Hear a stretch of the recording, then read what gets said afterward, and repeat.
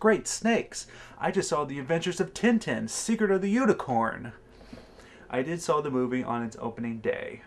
And first of all, I want to start a little bit of a background on Tintin. For those of you who are not familiar with the character, Tintin is a character created in Belgium by an author, an illustrator named Hergé, who created a comic book series of Tintin, which spawned 24 stories to be exact. Which, this is a good example I have right here, which this is the movie it's based on. It's a little glare right there, so sorry if you couldn't see it as clearly, but Tintin is a very popular comic book character in Belgium and other parts of the country around the world, except here in the US, unfortunately. But there is a cartoon series that came out in the early 90s that I do remember very well. That's how I first discovered Tintin, by watching the cartoon on Nickelodeon or HBO, one of those two channels. So that's how I first discovered Tintin. So there you go. That's a little bit about Tintin for you. Now on with the movie.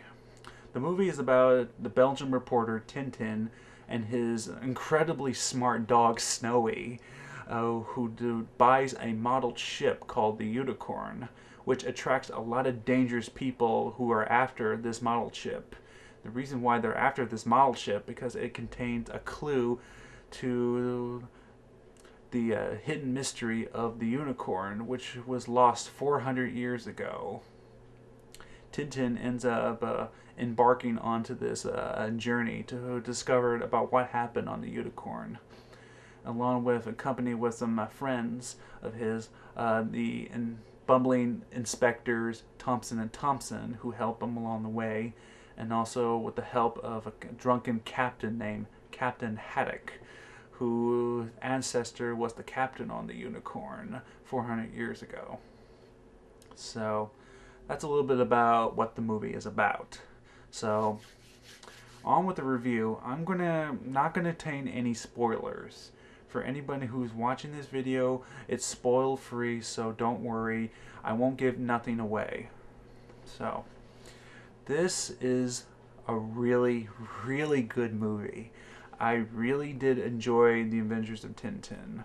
I was actually looking forward to the movie for almost a year now, a year or two, ever since when they first announced they're going to start making it.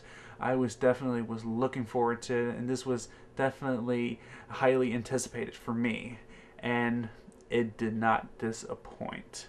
It definitely is worth seeing in a theater. You guys really should really go see Tintin in the theater. It's a lot of fun. It's a fun, fast-paced film that does not disappoint. It definitely is very true to Spielberg's early Indiana Jones movies. It definitely has that Indiana Jones vibe, which the last Indiana Jones movie didn't quite have. This movie definitely makes up for it. And Spielberg really, really, really still got it. Even though, like, of course, Crystal Skull, like I said, may have been a flawed film, but this film, it really did redeem himself with the adventure film. Now, the movie is shot in motion capture animation, which is basically you got actors pinned down in these suits and have little beads onto their face, and basically the computer captures their performance onto the digitally computer. So that's what motion capture is, for those of you who not sure about that, because motion capture has been around for a while, since Robert Zemeckis did it with his other movies like The Polar Express, Beowulf, Disney's A Christmas Carol, and Mars Needs Moms, which came out this year, which of course bombed in the box office. So, but there's always been a lot of negativity about motion capture, about that the people performing and the characters they play don't look quite as real or live, and dead set eyes and here and there. And I promise you, it does not happen here. The motion capturing is done right in Tintin. you really, really do enjoy the performances, and you don't get those dead set eyes like everybody says. It's perfect here. At times, the characters look almost like they're real, like they're actually real people, not just some CG character, especially with Snowy. At times, that he looks like a real dog. So, that's a little bit about motion capturing. But the movie itself is definitely worth a trip. It's definitely, like I said, a ride. It's definitely a fun ride that you probably want to go on again. So, I definitely recommend go seeing Tintin.